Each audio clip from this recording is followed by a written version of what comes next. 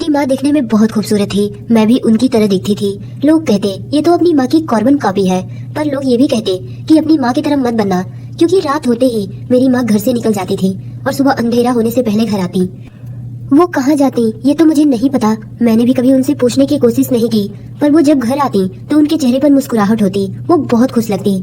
उनकी खुशी देखकर लगता था कि उनके हाथों बहुत बड़ा खजाना लग गया है। मेरी माँ की गैर मौजूदगी में एक आदमी आता और मेरे गेट के सामने रात भर खड़ा रहता। उसे मैं पहचान तो नहीं पाती थी, पर कभी कभी उस आदमी को देखकर मुझे बड़ा अजीब लगता कि आखिर ये है कौन और रात के अंधेरे में मेरे घर के बाहर क्या कर रहा है।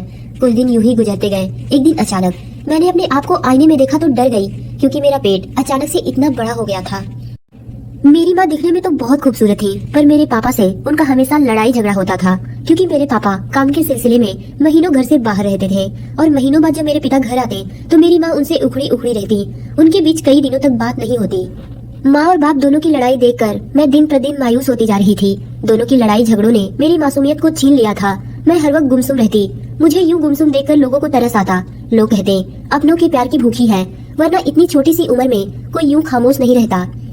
मैं लोगों की बातें सुनकर चुप हो जाती और दिन रात अपने माँ बाप की लड़ाइयों की वजह तलाश करती कि आखिर मेरे माँ और बाप में इतनी लड़ाइयाँ क्यों होती है। पर कितना भी कोशिश करती मेरे हाथ कुछ नहीं लगता।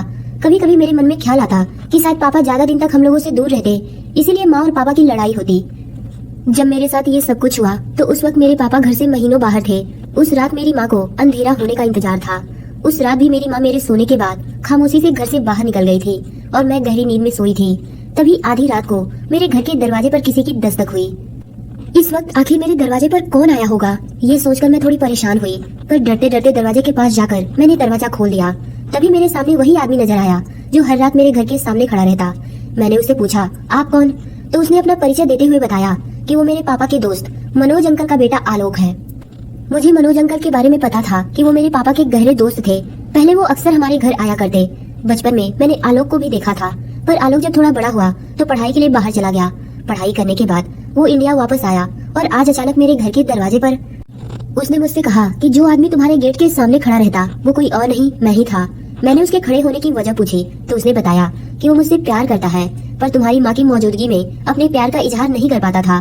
पर जब मुझे पता चला कि तुम्हारी माँ हर रात घर से बाहर जाती तो मैं तुम्हें देखने आ जाया करता, पर आज मैं तुमसे अपने प्यार का इजहार करने आया हूँ। मैं खड़ी उसकी खूबसूरती में गुम एकटक खामोशी से उसकी बातें सुनती जा रही थी। तभी उसने कहा यहीं पर खड़ी खड़ी सारी बातें सुनोगी कि अंदर भी आने दोगी। उसकी मीठी मीठी बातें और खूबसूरत आंखें देखकर पहली नजर में ही मैं उसे अपना दिल दे बैठी थी।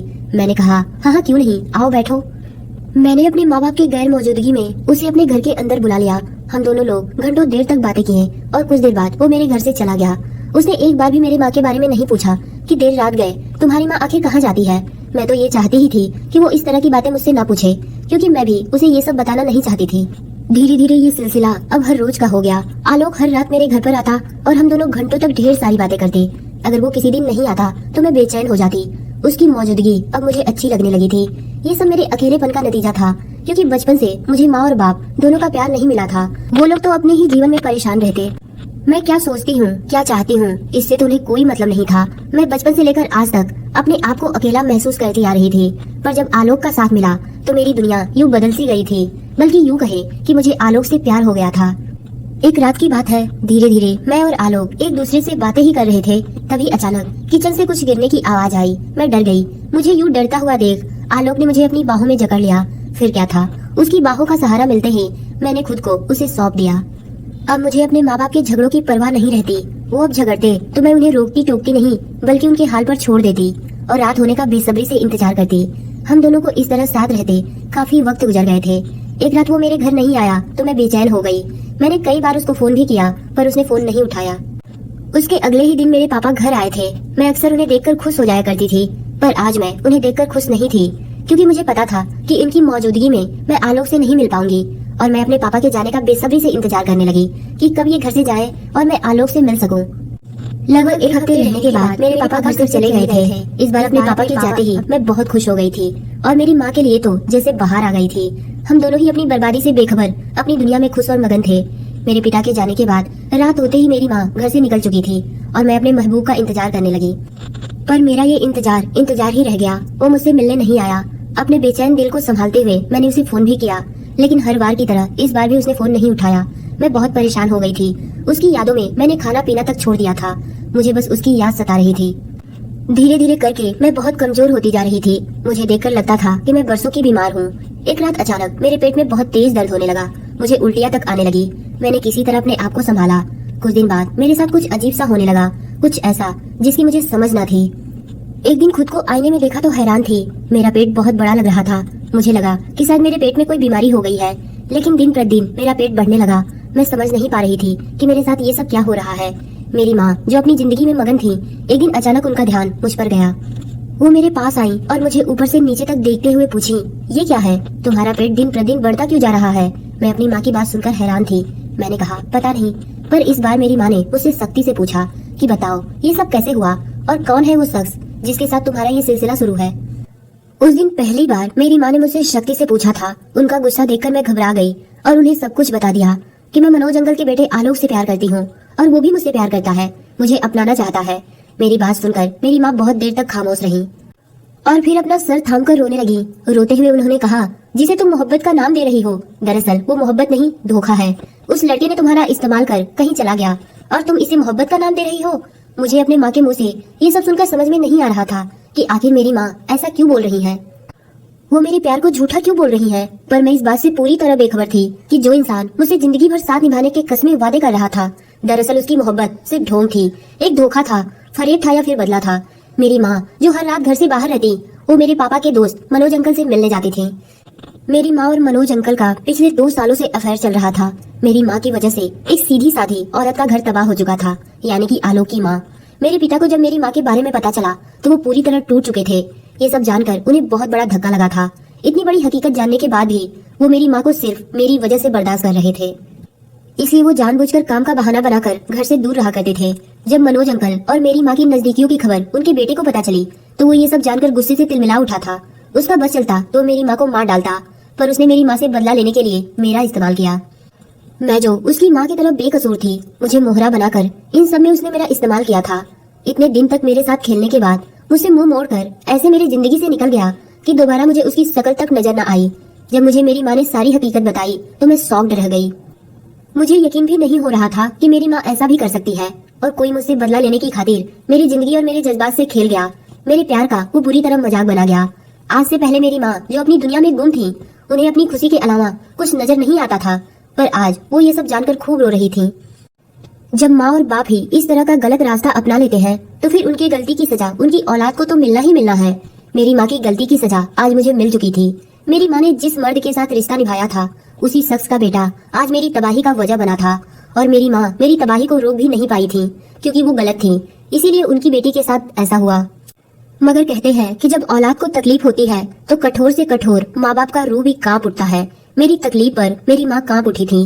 मेरी माँ मेरे अंदर मौजूद उस नन्ही सी जान को मारना चाहती थी, मगर किस्मत को कुछ और ही मंजूर था। इस बच्चे का दुनिया में आना तय था। ये सब जानने के बाद मेरी माँ मुझे डॉक्टर के पास लेकर गई, लेकिन अब काफी देर हो चुकी थी। सिवाय पछतावे के और कुछ बाकी नहीं था। मेरी माँ अब टूटकर चकनाचूर हो गई थी। मेरी वजह से उन्होंने बाहर तक निकलना बंद कर दिया। धीरे धीरे करके वक्त आगे बढ़ने लगा। मैं सिर्फ 17 साल की उम्र में एक बेटे की माँ बन गई जो नाजायज था। जब मुझे नाजायज और जायज में फर्क मालूम हुआ तो मुझे अपनी औलाद से नफरत होने लगी थी। जब वो मासूम सा बच्चा रोता या बिलखता तो मुझे उसे देखकर नफरत होती। मेरी माँ मेरी वजह से कहीं भी सर उठाने के काबिल नहीं थी, न ही मेरे पिता को कहीं मुंह छुपाने की जगह मिली। जब मेरे पिता को सारी हकीकत पता चली तो वो खूब रोए थे। मेरे खातिर मेरे माँ बाप दोबारा एक हो चुके थे। मेरी वजह से मेरी माँ और बाप को अपना ये घर और शहर छोड़ना पड़ा। अब हम सब दूसरे शहर में रहने लगे। मैंने फिर से अपनी अधूरी पढ़ाई दोबारा शुरू की और मेरी माँ मेरे बच्चे को संभालने लगी। मैं अपनी जिंदगी के अधूरेपन पर खामोश हो गई थी। मुझ जैसे लोगों को इस समाज में या हमारी इस दुनिया में बड़ी मुश्किल से दोबारा जगह मिलती है। शुरुआती में तो लोग मेरे बारे में जानने के बाद मुझसे दूर भागने लगे थे, फिर धीरे धीरे सबने मुझे अपनाया, या शायद मैं ही इस हालातों से समझौता कर गई थी। इसलिए शायद लोगों का दूर भागना मुझे ज्यादा खटकता नहीं था। मैंने अपनी जिंदगी से समझौता कर लिया था। धीरे धीरे करके वक्त गुजरने लगा। इस वाकया को हुए अब 3 साल बीत गए। अब मैं कॉलेज में पढ़ने लगी थी। उस दिन मैं कॉलेज देर से पहुंची थी, तभी मेरी टक्कर उस शख्स से हुई जिसने मेरी जिंदगी को तबाह कर दिया था। उसने पहली नजर में ही मुझे पहचान लिया था। मैं भी उसे कैसे भूल सकती थी जिसने मुझसे मेरी मासूमियत, मेरा बचपन छीना था। उसे देखकर मेरी आंखों से चिंगारियां फूट पड़ी थी। मैं उसे कुछ भी कहे बगैर वहां से निकल पड़ी, मगर वो मुझसे बात करना चाहता था और उसने मुझे कई आवाजें भी दी, मगर मैं उसे नजरअंदाज करते हुए आगे बढ़ गई। फिर भी उसने मेरा पीछा नहीं छोड़ा। एक दिन तो उसने मेरा रास्ता ही रोक लिया। फिर मैंने नफरत भरे लहजे में उससे पूछा कि वो ऐसा क्यों कर रहा है। अब तो मेरी जिंदगी तबाह हो चुकी है। अब वो मुझसे क्या चाहता है। मेरी इस बात पर वो मुझसे माफी मांगता हुआ कहने लगा कि अब वो मुझे अपनाना चाहता है। मुझे धोखा देने के बाद शायद उसे एहसास हो गया था कि वो क्या कर बैठा। उसने मेरे सामने घुटनों के बल पर बैठकर कहा, मुझसे बहुत बड़ी गलती हो गई, मुझे माफ कर दो और मैं उस गलती का प्रायश्चित करता हूँ और तुमसे शादी करना चाहता। अब मुझे उसकी बातों में कोई दिलचस्पी नहीं थी। मैं उसे नजरअंदाज करके घर चली आई। घर आने के बाद मैंने देखा वो और उसके घर वाले मेरे घर आए हुए थे। आलोक और उसके घर वाले मुझे अपनाना चाहते थे और अपने पोते को बाप का नाम देना चाहते।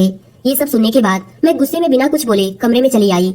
फिर कुछ देर गुजरने के बाद मेरी माँ मेरे पास आई और मुझसे ये सिफारिश करने लगी कि मैं आलोक को माफ कर दूं, अपने लिए ना सही पर अपने बच्चे के लिए। मैं अपनी माँ की बात सुनकर जमीन को घूरते रह गई थी। फिर मेरे पापा भी मुझे समझाने आए। मैंने उन्हें बहुत दुख दिया था। अब मैं उन्हें दुखी नहीं देखना चाहती थी।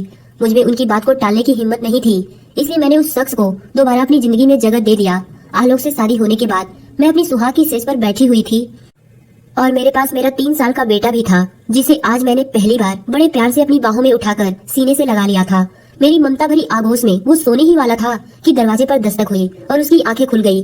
अपने बाप को देखकर वो खिलखिलाकर हंस पड़ा। तभी उसके पिता ने उसे अपने सीने से लगा लिया। कभी कभी माँ बाप को अपनी औलाद की खातिर बड़ी से बड़ी कुर्बानी देनी पड़ती है। मेरी ये कुर्बानी मेरे बेटे की जिंदगी में खुशियाँ लेकर आई थी। मैंने भी अपनी जिंदगी से उन बुरे दिनों को दूर फेंक दिया था और समाज में सर उठाकर अपनी जिंदगी जीने लगी थी। तो दोस्तों, आपको मेरी ये कहानी कैसी लगी कमेंट में बताइएगा। धन्यवाद।